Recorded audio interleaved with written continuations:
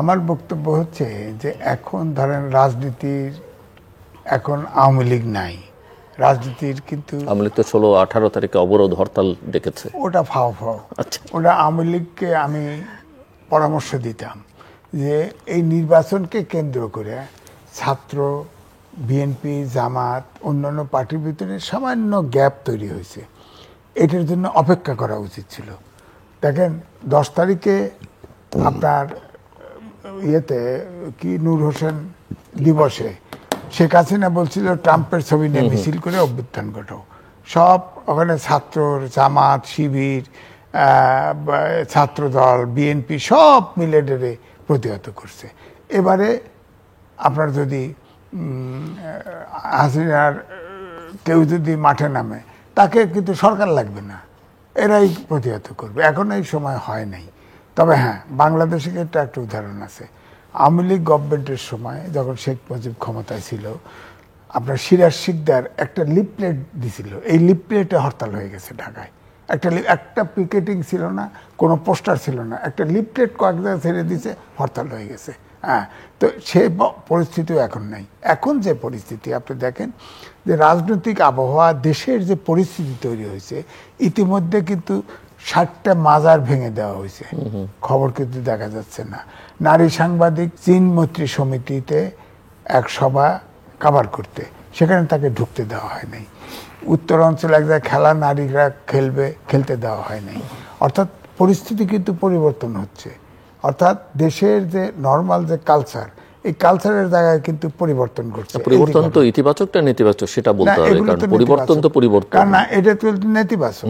কারণ আমরা তো এই দেশে আমরা হ্যাঁ মুসলিম সংখ্যাগরিষ্ঠ, কিন্তু আমাদের তো এখানে পাহাড়িরা আছে, হিন্দু, মুসলমান, বৌদ্ধ, আমরা তো সকল সম্প্রদায়ের সহ অবস্থান চাই। সেই অবস্থানে আমাদের সবার জন্য তো জায়গা রাখতে হবে। আমার দেশ তো আফগানিস্তান হইলে তো হবে না। আমার দেশ তো আফগানিস্তানের মেয়ের, এখন যদি আপাকে নিয়ে আফগানিস্তানের মেয়েদের মতো বোরকা পরায় দেওয়া হয়, সাইকে উনি তো পাগল হয়ে যাবো। তো আমার এই জন্য বলছি যে বিজ্ঞানের সাথে দেশের সাংস্কৃতিক পরিবর্তনের সাথে সব কিছু অটোমেটিক পরিবর্তন হবে, কোনো কিছু চাপিয়ে। এখন আমার তো কাছে মনে হচ্ছে যে আমরা এমন রাজনীতি যাচ্ছি, বাই ফোর্স অনেক কিছু চাপিয়ে দেওয়া হবে। এখন মাজারে যায় কারা? হ্যাঁ, মাজারে গাঁজা খায়, অমুক খায়, এটা প্রোটেকশন দেন, বন্ধ করেন, ওখানে স্যানিটি ফেরত, ইয়েটা ফেরত আনেন। কিন্তু মাজারটা পছন্দ করে না কারা? তারাই তো ভাঙছে। এটা তো দেখতে হবে, চক্ষু দৃষ্টি দিয়ে দেখতে হবে। সরকার কেন একটার ব্যবস্থা নিল না?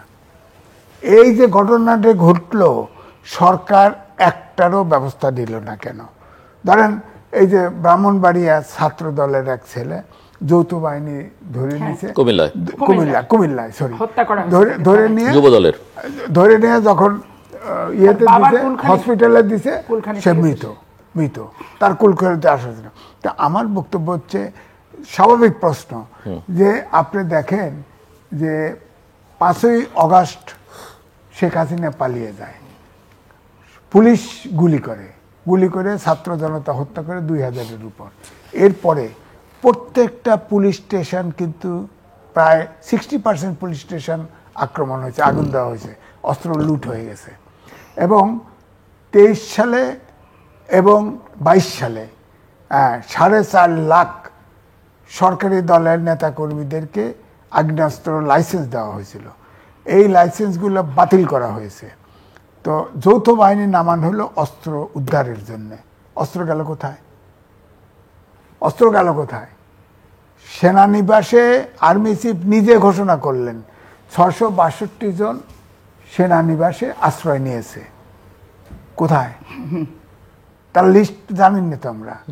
এখন আমরা দেখি যে ভারতের নিউ মার্কেটে ঘুরে বেড়াচ্ছে, বাগানে ঘুরে বেড়ায়, বৈঠক করে, দুবাই ঘুরে বেড়ায়, বিভিন্ন দেশে চলে গেছে।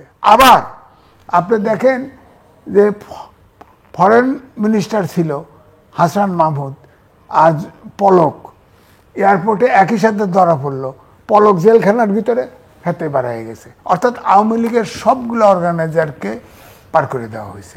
হ্যাঁ, তো এটা কি করলো? এটা কি কেউ প্রশ্ন করেছে? 2, আপনি করছেন, আপনি পৃথিবীতে একটা নজির দেখাতে পারবেন যে একটা রিমান্ডের আসামি 6টা হত্যা মামলা এক হিয়ারিংয়ে লোয়ার কোর্ট জামিন দিয়ে দেয় এবং সে বিদেশ চলে যায়। সাবের হোসেন চৌধুরী। তা আইনের বিচার কোথায় আছে? আইনের শাসন কোথায় আছে বলেন? তারপরে আসেন আপনার 21শে গ্রেনেড হামলা, বোম ফুটেছে, মানুষ মরেছে, সবাই খালাস। এইটা 111-এর সময় তদন্ত হয়েছে, সেখানে তারেক রহমানের নাম নেই। 68 জনের সাক্ষী হয়ে গেছে, এখন রায় ঘোষণা হবে। এরপরে কাহার আকনকে আনলো, সে আওয়ামী লীগের নির্বাচনও করছে, পুনঃ তদন্ত করে সবগুলো ঢুকাই দিল তারেক রহমান সহ। তা আপনি যে বললেন যে কেউ সব খালাস, কেমন বিচার বিভাগ? ওখানে বোম ফুটছে সত্য, মারা গেছে সত্য, আপনি পুনঃ তদন্ত করে যদি তারেক রহমানের তারপরে খালাস করে দিতেন, তদন্তই করলেন না, তাহলে এই জিনিসটা কোশ্চেন রয়ে গেল না? এটা তো রয়ে গেল যে 21শে গ্রেনেড হামলা হয়েছে, মানুষ মরেছে, বোম ফুটেছে, আসামি নাই, সব খালাস। ওটাও একটা বিচার বিভাগের তদন্ত হয়েছিল, ওটাও তো তদন্ত হয়েছে, পুলিশই তদন্ত করছে। এখন কার সাহেব তদন্ত করে বিচার করে। তারপরে আসেন 10 ট্রাক মামলা, হ্যাঁ, এখানেও সব খালাস। 10 ট্রাক মামলা, 10 ট্রাক অস্ত্র, 10 ট্রাক অস্ত্র তো আসছে, হ্যাঁ, এটার জন্য তো মামলা হয়েছে। তা আপনি পুনঃ তদন্ত করলেন না কেন? না করে এই যে প্রশ্ন, বড় প্রশ্ন বিচার বিভাগ সম্মুখীন করলো, তা আইনের শাসনটা হবে কি করে? আমার বিশ্বাস থাকে, এই যে এখন আমি কথা বলতেছি, আমাদের তো 10 ট্রাক মামলা খালাস, 21শে গ্রেনেড হামলা, 6 হত্যা মামলার আসামি বেল, তা আমাকে ধরে নিয়ে ঝুলাই দিল। আমি আসছি আপনার কাছে সৈয়দ আশরাফ পাপিয়া, শেষের দিকে আমরা ক্লোজিং রিমার্কস। এক্ষেত্রে ভাই যেটা সো হোয়াট ইজ নেক্সট, আসলে এখন কি হবে, আসলে কোন পথে বাংলাদেশ? আর নির্বাচনের কথা আপনারা বলছেন, সেটাই কবে হবে, কিভাবে হবে? এখানে ব্যাপার হচ্ছে কি, বাংলাদেশ একটা অনিশ্চিত গন্তব্যের দিকে ধাবিত হচ্ছে। এবং যেমন আপনি আমাকে বারবার প্রশ্ন করেছিলেন এর আগে যে আওয়ামী লীগ যাবে কবে, যাবে কবে, তাই বললাম স্বৈরাচারী অ্যাটিটিউড দেখে সময় নির্ধারণ করা খুব ডিফিকাল্ট। যাবে, তবে আমি দিনক্ষণ তারিখ দিয়ে বলতে পারবো না কবে যাবে, কারণ যত দিন যাচ্ছে ও তত মরিয়া হয়ে যাচ্ছে, তত বেশি শক্তিশালী হচ্ছে স্বৈরাচারকে ধারণ করে। তো তাহলে এই ক্ষেত্রে বলা খুব কঠিন। আর ইনাদের যেটা ব্যাপার, ইনারা যেটা করে আসছে 111 থেকে শুরু করে, ঘাদানিক থেকে শুরু করে এবং অদ্যাবধি যেগুলো করে আসছে, এনারা নিজেরা ইনডিসিশনে ভুগছে।